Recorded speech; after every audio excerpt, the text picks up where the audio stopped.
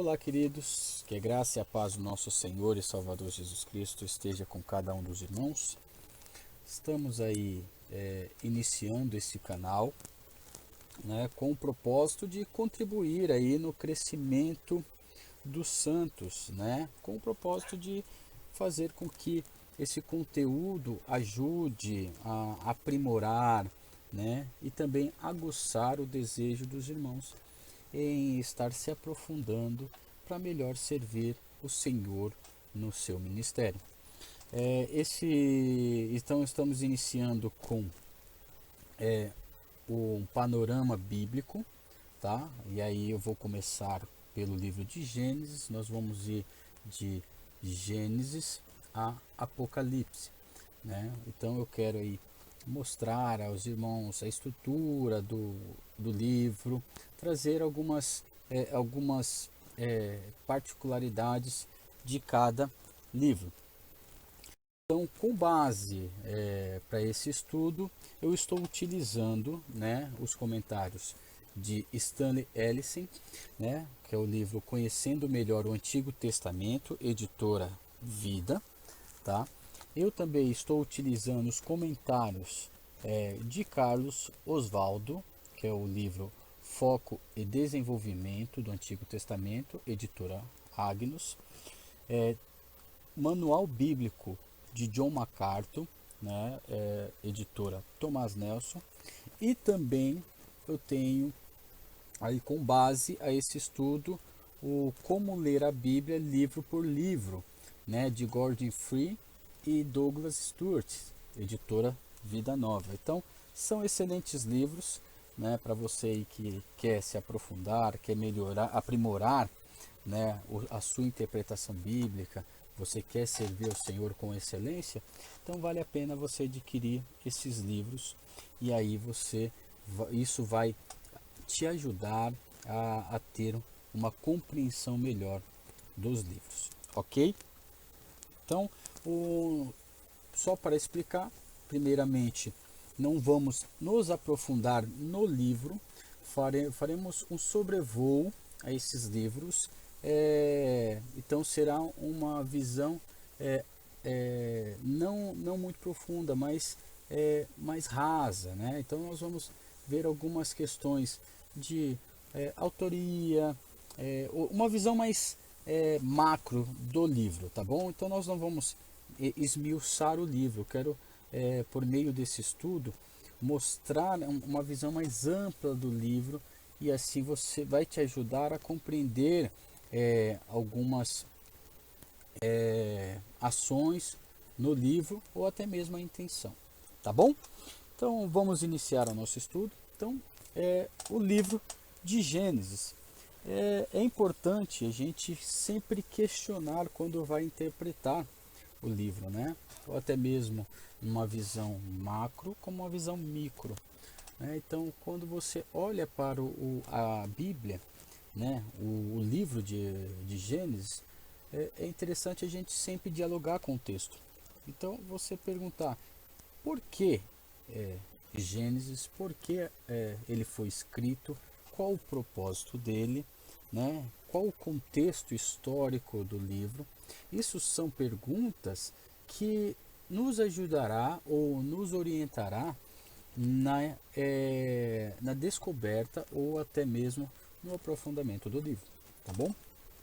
Então, olhando de uma visão macro, né, superficial do livro, né, lembrando, nós vamos só fazer um sobrevoo no livro, não vamos focar, dar muita atenção a questões micro, mas vamos olhar de uma visão mais superficial. O livro de Gênesis, qual o seu propósito? Né? Qual a motivação ou por que ele foi escrito? Né? Qual a intenção por trás deste livro? Eu tentei aqui resumi-lo em uma frase, tá?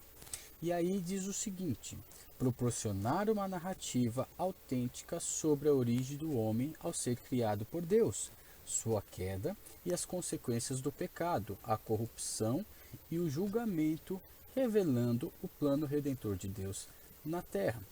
Se você olhar uma visão mais ampla do livro, você vê isso claro em todo o livro. Você vê a narrativa, né, do que? A origem do que? Do universo, a origem do homem a ser criado por Deus, né? Você vê a queda do homem, você vê nesse mesmo livro as consequências do pecado, ou seja, da queda do homem. Você vê que o pecado gera corrupção e ao mesmo tempo você vai ver julgamentos de Deus neste livro. Como também você vê a revelação do plano redentor de Deus na Terra, já no próprio livro de Gênesis, né? Então, dá para você ver que na estrutura do livro, essas particularidades você pode identificar no livro. Então vamos prosseguir? Vamos ver. Então, título e estrutura. O título Gênesis, de onde veio? Né? Então, o título do livro é adotado pela versão grega do Antigo Testamento. Então, ou seja, os rabis, ou aqueles que interpretaram, traduziram a Bíblia para a Septuaginta, ou seja, os manuscritos massoréticos que estavam em hebraico, foram o aramaico, foram traduzidos para a língua grega. Então, na tradução, os tradutores acharam melhor colocar o nome de Gênesis, né, na Septuaginta, que significa origem, né? Então, se você observar, ele fala o que? Sobre a origem do universo, né? Então, ou seja, a origem do homem. Então, eles utilizam esse nome Gênesis, que significa origem, né?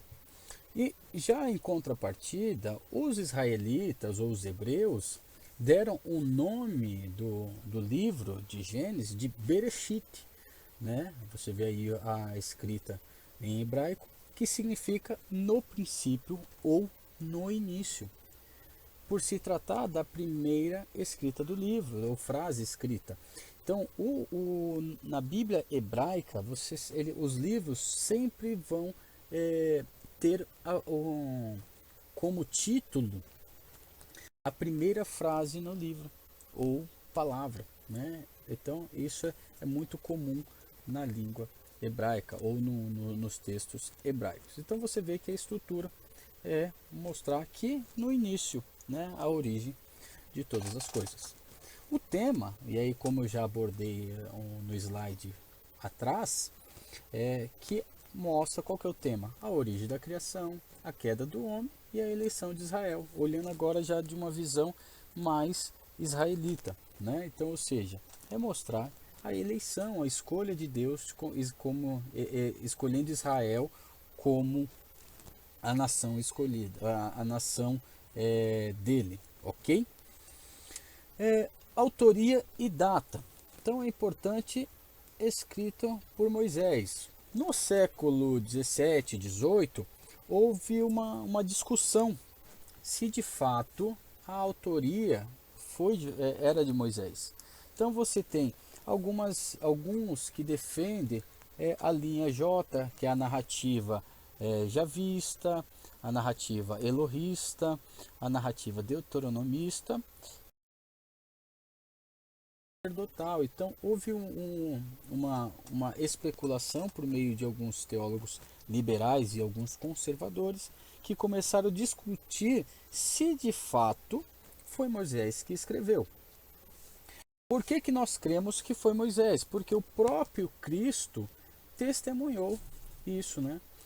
O próprio Cristo fala, quando ele fala assim, que o autor do Pentateuco foi Moisés, né? Quando ele fala quem escreveu, foi Moisés, né? Então, por Cristo ter testemunhado e confirmado a autoria de Moisés, nós seguiremos isso e não duvidaremos. Então, não vou me aprofundar ou me alongar muito nessa questão. Então, nós cremos porque Cristo testemunhou e afirmou que foi Moisés que escreveu o Pentateuco. Então, aí nós temos Gênesis, Êxodo, Levíticos, Número e Deuteronômio.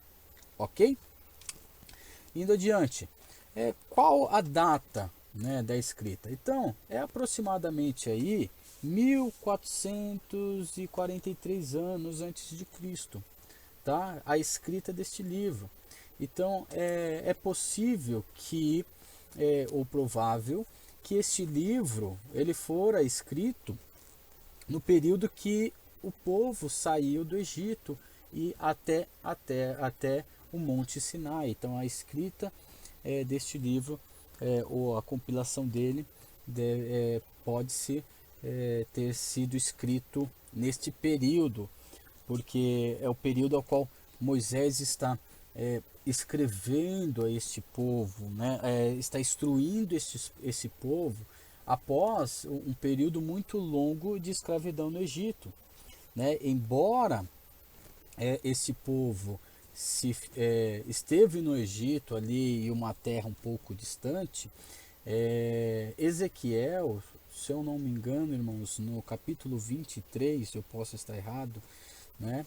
Mas ele vai testemunhar e citar que Israel no Egito chegou até mesmo a adorar outros deuses, né?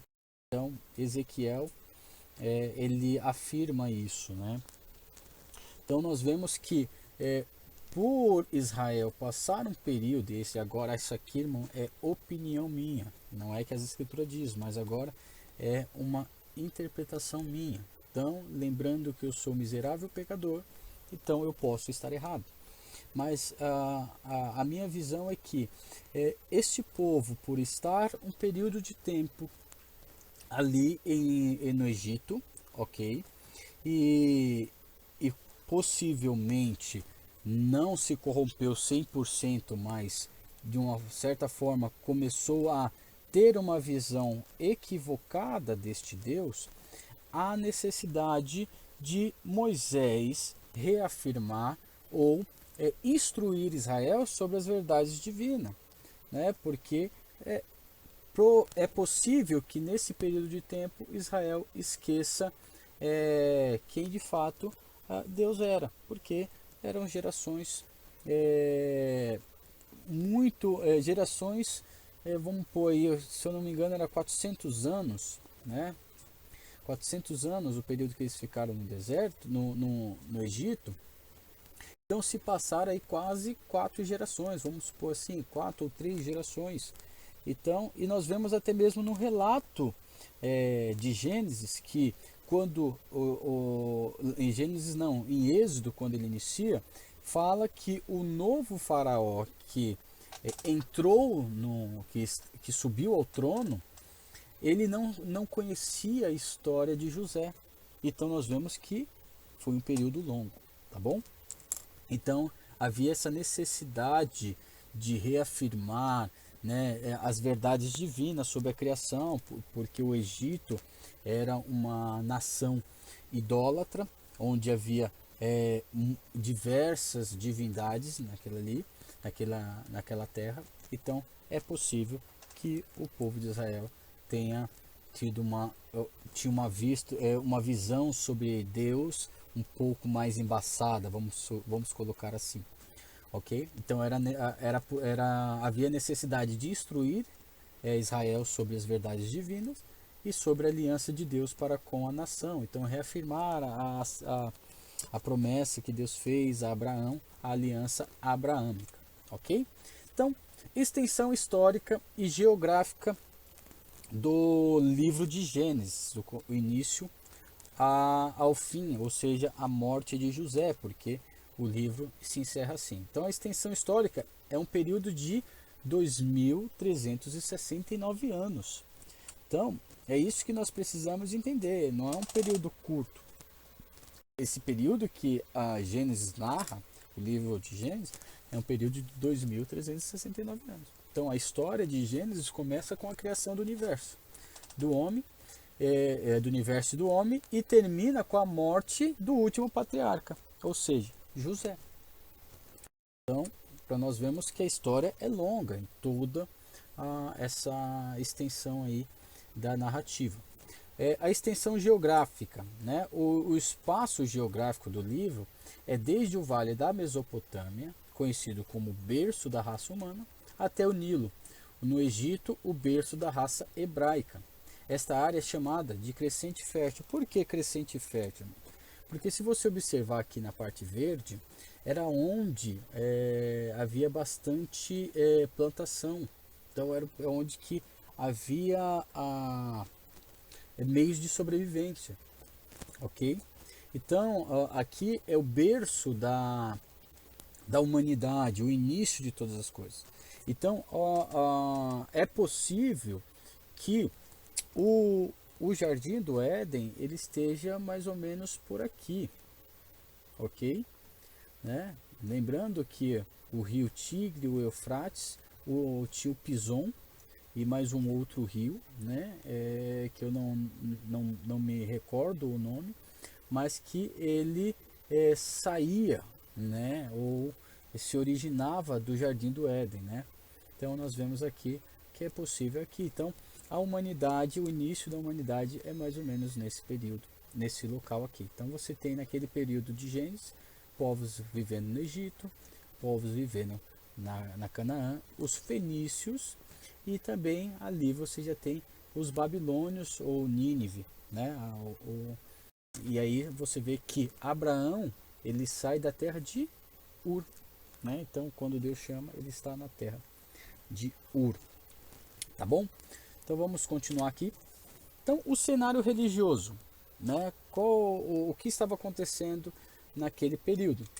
Então antes do dilúvio o monoteísmo prevalecia quase que universalmente. Então, ou seja, antes da narrativa do episódio do dilúvio, era quase que unânime o pensamento monoteísta. Alguns casos ali que havia essa adoração a outros deuses.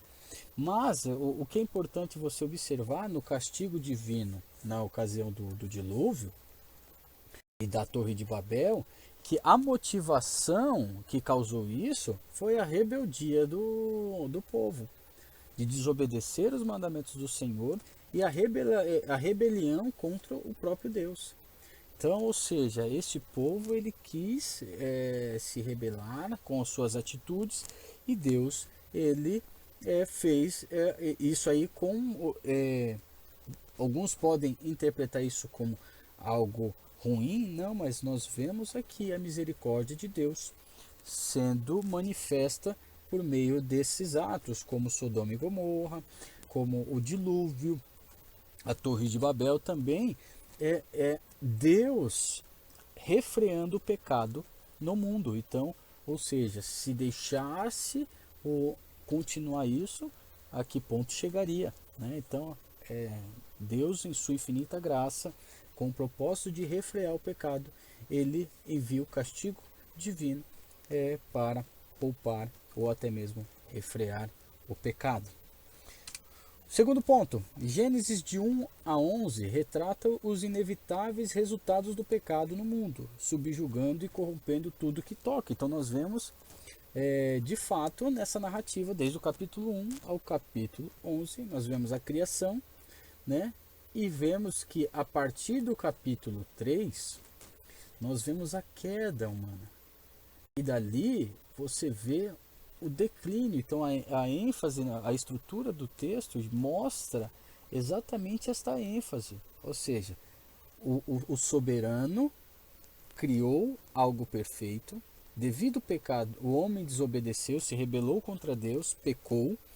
E agora as consequências desse pecado. Quais são os resultados?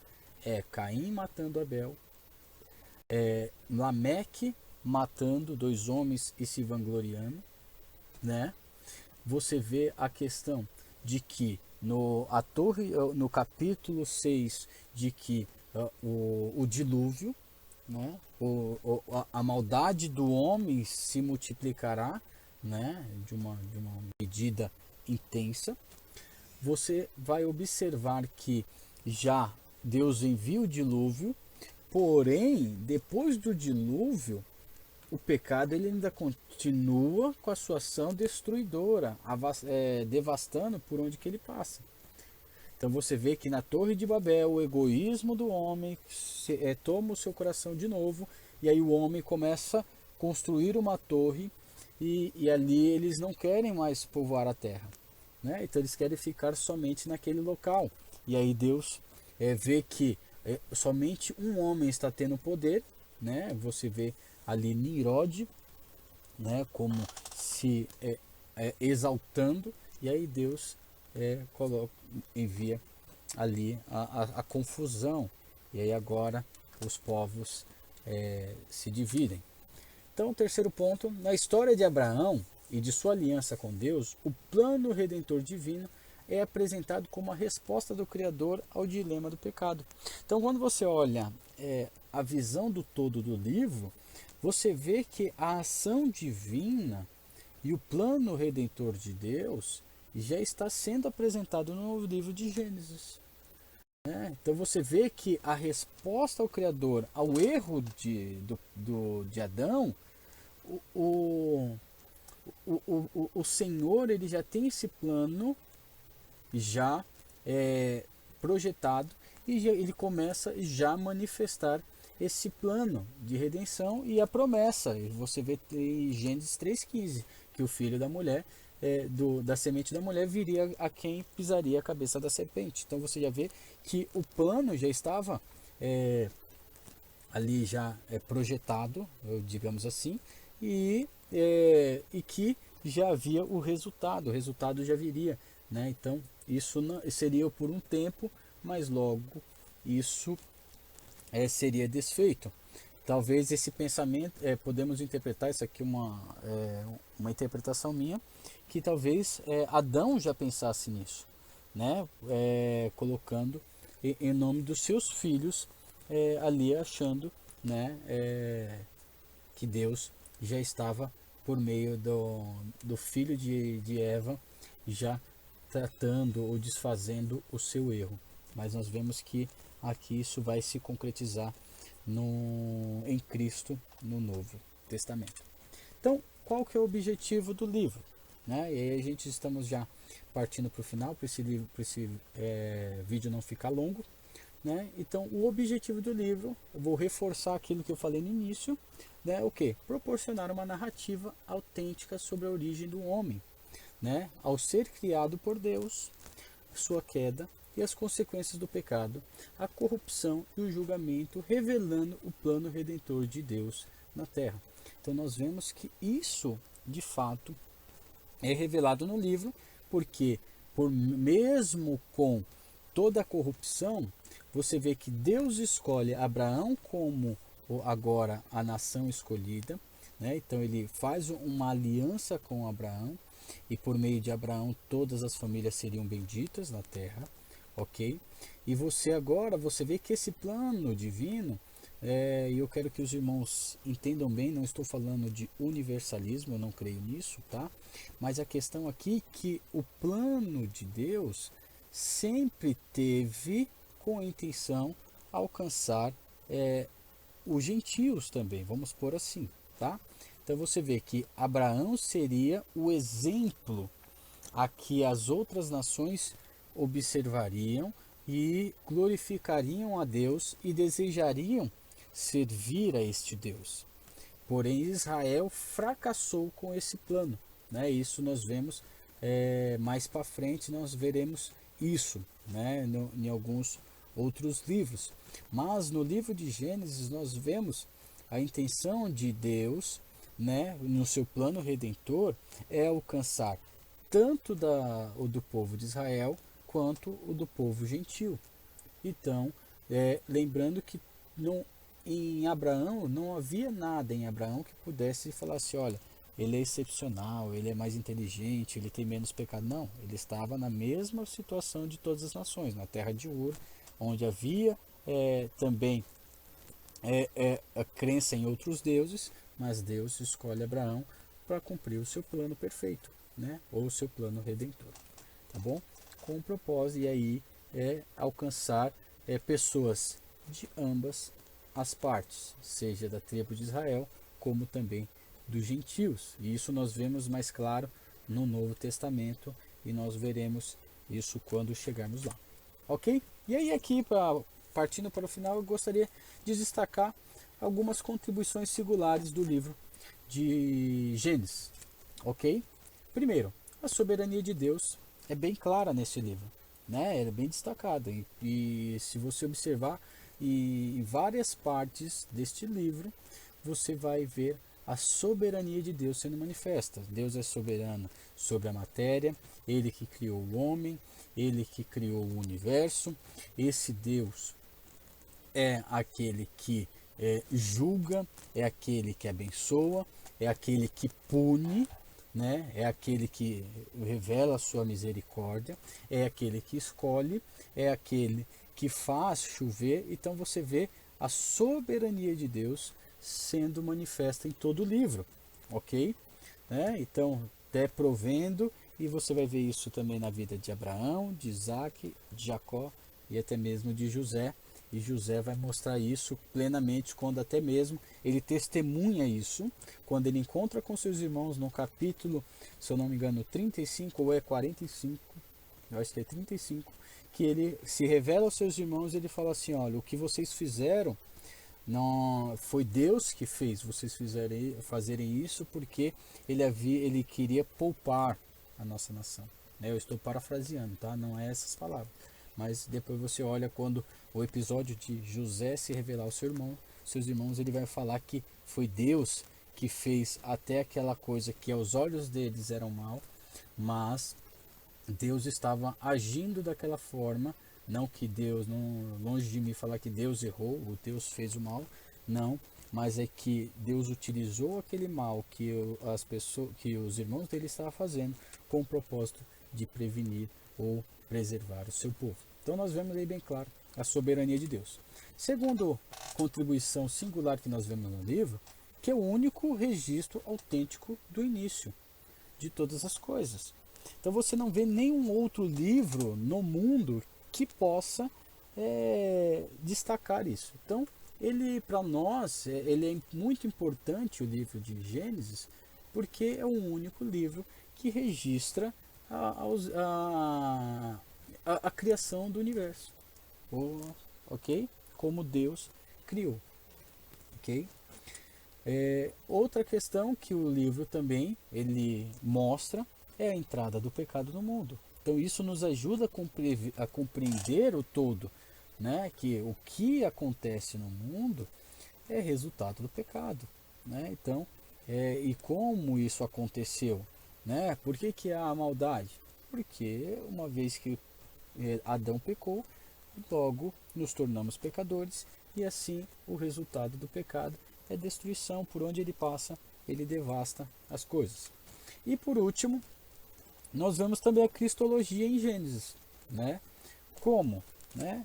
Como da mulher no protótipo do Evangelho. Então você vê que a promessa ou a revelação do plano redentor já estava em Gênesis, né? Então, ou seja, apontando para o Evangelho. Por isso que Paulo ele vai falar aos Gálatas, né? Que tudo que havia no antigo era a sombra daquilo que havia de vir.